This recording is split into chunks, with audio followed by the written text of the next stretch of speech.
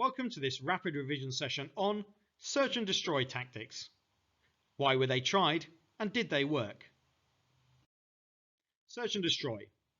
What was search and destroy? Well, usually this involved small units of US or ARVN soldiers who were searching the jungle for Viet Cong camps and supplies. US troops would call in helicopters or planes to bomb or spray defoliant chemicals on Viet Cong hideouts. Missions took place on ground with traps laid by the Viet Cong, so they were very nerve-wracking as, essentially, many of the soldiers felt they were walking into a trap laid by the guerrilla tactics of the Viet Cong.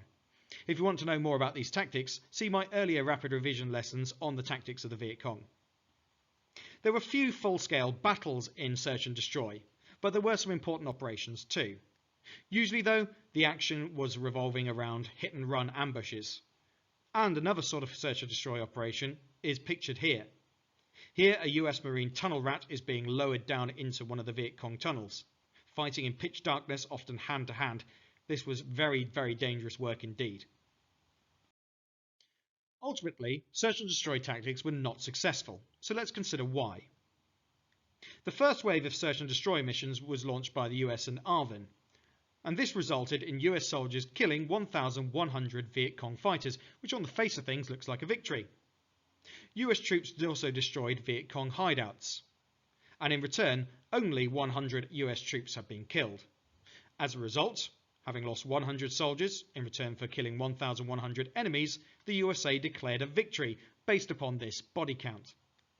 But the nature of declaring victory based upon a body count in this sort of war is very flawed. Here's why. Then, once the US troops had left, the Viet Cong could go back into the area. Ordinary villagers were often harmed in these attacks, making support for the US and the South Vietnamese government even worse. The villagers themselves became refugees, which left the USA no closer to winning the war, and ultimately often strengthened support for the Viet Cong.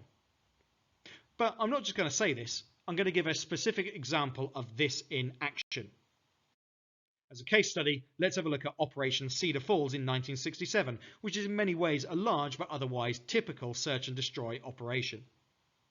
This operation, carried out in the Iron Triangle north of Saigon, where the Viet Cong were strongest, shows why search and destroy failed. 30,000 US and ARVN troops were deployed and supported by helicopters, like the Chinook pictured. It started in the village of Ben Suc. This is where villagers were flown out to refugee camps. Troops burned down the village, making sure that the Viet Cong could not use it for supplies or as a hideout.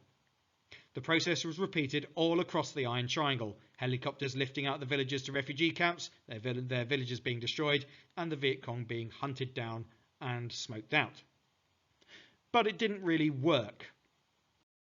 Let's have a look at the results. Although Operation Cedar Falls resulted in 750 Viet Cong killed, there were also 450 US and ARVN killed and wounded too. Yes, the Viet Cong had suffered far more, but the US and ARVN had suffered pretty appreciable losses of their own. There had been thousands of refugees, 3,500 from Ben Suc alone.